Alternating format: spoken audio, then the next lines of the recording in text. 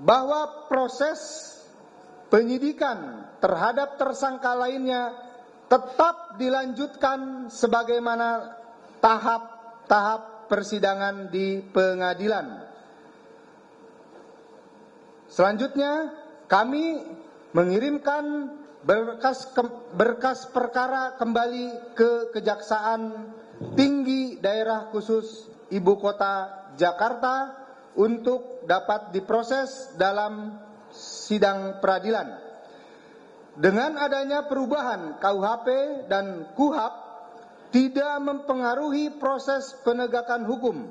Negara sudah mengatur secara jelas di dalam Undang-Undang Nomor 1 Tahun 2026 tentang penyesuaian pidana, bahkan dalam ketentuan peralihan pada Undang-Undang Nomor 20 Tahun 2025 tentang Kitab Undang-Undang Hukum Acara Pidana dijelaskan atau diatur secara nyata yang menjadi pedoman seluruh penegak hukum, baik kepolisian, kejaksaan, pengadilan maupun advokat. Demikian rekan-rekan sekalian dapat kami sampaikan terkait dengan perkembangan atau update terakhir penanganan perkara dugaan tindak pidana pencemaran nama baik dan atau fitnah yang ditujukan terhadap korban Insinyur Haji Joko Widodo. Terima kasih. Assalamualaikum warahmatullahi wabarakatuh. Waalaikumsalam. Terima kasih pada Bapak Direktur Reserse Kriminal Umum Polda Metro Jaya atas penyampaian terkait tentang mekanisme proses dari penyelidikan, penyidikan, gelar perkara khusus sampai dengan menerima dan memenuhi tentang restoratif justice. Oke, untuk melengkapi informasi kelengkapan dari rekan-rekan media, kami beri waktu untuk mengajukan pertanyaan. Mungkin ada yang mau bertanya? Adi?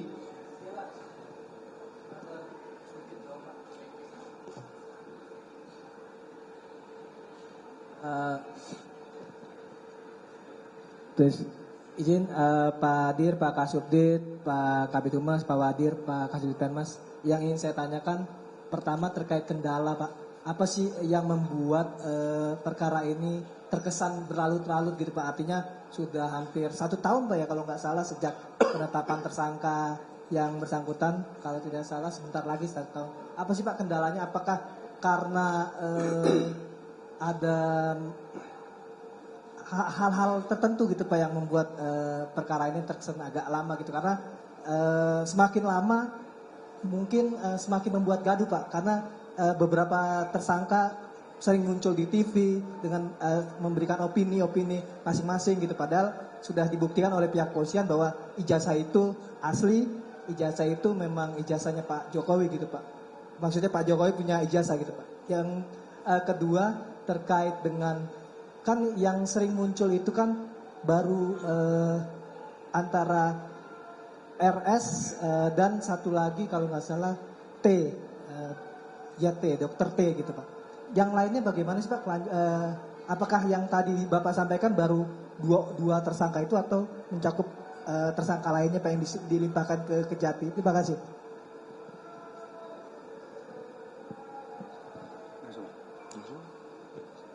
Baik, terima kasih rekan-rekan sekalian. Pertanyaan pertama, apakah ada kendala? Sampai dengan hari ini kami penyidik tidak menemukan kendala di dalam proses penyidikan. Namun kami harus menjaga profesionalitas dan kami harus mengakomodasi setiap peristiwa hukum yang terjadi selama proses penyidikan berlangsung, sehingga proses penyidikan yang dilakukan oleh jajaran penyidik Direktorat Reserse Kriminal Umum Polda Metro Jaya ini bisa dipertanggungjawabkan secara saintifik. Kemudian yang kedua, sehubungan dengan tersangka yang lainnya, sebagaimana tadi kami informasikan bahwa kami sudah menetapkan 2 klaster para tersangka tersebut, dan sebagian memilih mekanisme keadilan restoratif untuk penyelesaian dan pemenuhan rasa keadilannya sudah terjadi, sebagian lagi memilih proses peradilan sehingga kami tetap melimpahkan berkas perkara ke Kejaksaan Tinggi DKI. Mudah-mudahan rekan-rekan sekalian segera memperoleh kepastian hukum. Saya kira itu. Terima kasih. Jelas ya Mas Adi ya. Jadi kami ulangi, penyidik di Treskrimsum Polda Metro Jaya tidak ada mengalami kendala, tetapi menghormati ruang-ruang publik. Artinya ada prinsip equality before the law. Semua orang status hukum itu sama di mata hukum. Nah, ada permohonan-permohonan dari pihak terlapor, tersangka tentang menghadirkan saksi yang meringankan, begitu saksi ahli. Tadi dijelaskan ada permohonan untuk menguji di beberapa laboratorium. Nah, ini sudah terjawab tadi disampaikan oleh di Reskrim ada bahwa BRIN Puspomat itu bukan orang yang expert in area, artinya bukan orang yang merupakan tempat yang diuji karena satu tidak memiliki lab yang dimaksud. Nah, itulah jadi bukan kendala.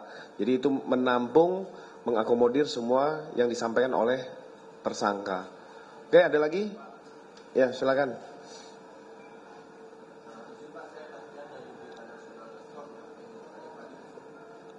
Ingin bertanya Pak Dir sama Pak Kabid. Ini kan kasus ini kan banyak yang nggak menduga-duga lah. Tiba-tiba ada tersangka yang minta damai gitu loh. Nah, terakhir di RH ini kan minta damai itu kan setelah kalau nggak salah berkas itu pelimpahan tahap 1 ya Pak. Ke kejaksaan sudah dilimpahkan tapi dia tetap RJ dan itu berarti masih ada kewenangan kepolisian untuk menangani RJ itu. Nah, pertanyaan saya adalah sampai batas mana karena kan ya nggak menutup kemungkinan lagi ada tersangka lain yang mungkin RJ lagi kan di tengah, meskipun mereka sudah bilang ke pengadilan tapi kayaknya kalau ngelihat dari kasus ini semua bisa berbolak-balik gitulah dengan cepat. Sampai batas mana Pak? Apakah batas dia bisa ngajuin RJ gitu? Apakah setelah P21 artinya sudah tidak bisa RJ ke polisi, artinya ke jaksa atau seperti apa? Mungkin bisa dijelaskan sih Pak batas-batas itu. Apakah misalkan sudah P21 dia berkas sudah dilimpahkan tiba-tiba pintu damai terbuka itu masih bisa atau seperti apa Pak? Mungkin bisa dijelaskan lebih lanjut. Terima kasih. Baik, terima kasih. Terkait dengan mekanisme keadilan restoratif, kuncinya adalah di para pihak. Apabila para pihak itu sepakat untuk menempuh mekanisme keadilan restoratif, maka negara memberikan ruang berdasarkan undang-undang, dipersilahkan mereka untuk menempuh mekanisme keadilan restoratif tersebut.